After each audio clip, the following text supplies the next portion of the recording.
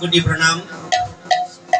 সর্ব সাধুগুরু বৈষ্ণবদের একটু কৌশল মঙ্গল জিজ্ঞাসা করছি, আপনারা সবাই ভালো আছেন তো? বিদায় গৌর হরি বল।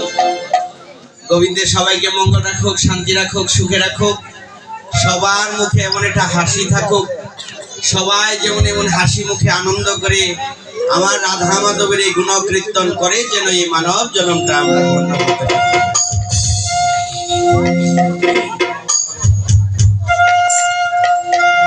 জয় রাধে।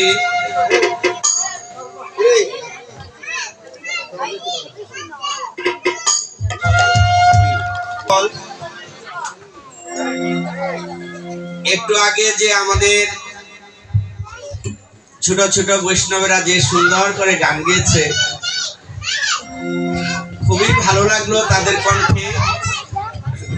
আর আমরা সবাই আশীর্বাদ করব তাদেরকে দেখে দেখে যেন অন্যান্যরা, আমাদের ভক্তরা যারা আছে, তারাও যেন শিখে, তারাও যেন সুন্দর করে গাইতে পারে।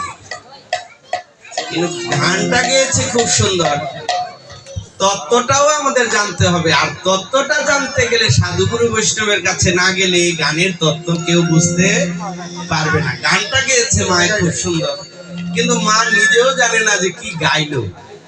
কিন্তু এই তত্ত্ব জানতে গেলে সাধুগুরু বৈষ্ণবের কাছে যেতে হবে। যাক, আমরা সবাই এই রাধা মাধবের নব বৃন্দাবনে আজ বসেছি। একটি বছর পরে আপনাদের সাথে আবার দেখা হয়েছে, আর সেটা হয়েছে একমাত্র আপনাদের আশীর্বাদের কারণে। জানেন তো, আপনারা সবাই আমি অদমের জন্য এত প্রাণ ভরে আশীর্বাদ করেন যে সেই আশীর্বাদের কারণে একটা রোগ শূন্য দেহ হয়তো দীর্ঘায়ু যদি না পাই, আপনাদের মতো দয়াল সাধুগুরু বৈষ্ণবদের কাছে এমন মধুমাখা হরি নাম আমরা বিলাইতে পারবো না। তবে এই আশীর্বাদটুকু শুধু রাখবেন, আপনাদের পদধূলিটুকু আমার মতো অধমকে একটু দিবেন, যেন আপনাদের মতো দয়াল সাধুগুরু বৈষ্ণবের কাছে ঘুরে ঘুরে সারা পৃথিবীতে যেন আমরা এই হরিনাম মিলাইতে পারি। একদিন এই নামের সাথে যেন দেহ থেকে প্রাণ গোবিন্দের কাছে ছেড়ে দিয়ে এই ভবলীলা সাঙ্গ করতে পারি। তাই হরি বল। আর আমি আশীর্বাদ করি আপনারাও যেন রাধা মাধবের এই গুণগান কীর্তন করতে করতেই একদিন রাধা মাধবের চরণে যেতে পারেন। হরি বল। তো আমরা সকলেই কোনো না কোনো একজন গুরুদেবের অনুসারী। আমার গুরুদেব, আপনার গুরুদেব। অনেকে মনে করে হ্যাঁ গুরুদেব আইছে, আমি কেন দেখা করতে যাব। অনেকে বলে আমার গুরুদেব আইছে, ও কেন আনবে। আসলে কিন্তু কথাটা এমন নয়। ভাগবত বলছে যত পারো সাধু সঙ্গ করো। কোনো একটু কমাই দিলেই হবে, একবার বন্ধ করে একটু কমাই দিলেই হবে, একটু কমাই দিলেই হবে।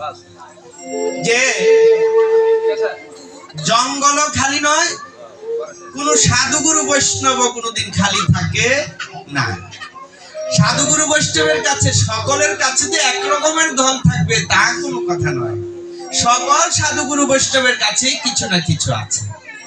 তবে আপনারা সকল সাধুগুরু বৈষ্ণবের কাছেই যাবেন, গেলে পরে কি হবে, একটু একটু করতে করতেই একদিন আপনারা অনেক কিছু জানতে পারবেন।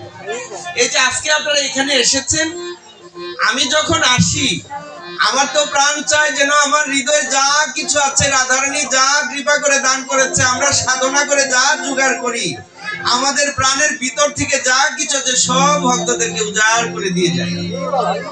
সবাই যেন এই মধুমাখা নাম কীর্তন ভজন করে সাধন করে এই মানব জীবন ধন্য করতে পারে। তো সবাই যার যার গুরুদেবের রূপটা কেমন আমি কিন্তু জানি না। আমার গুরুদেব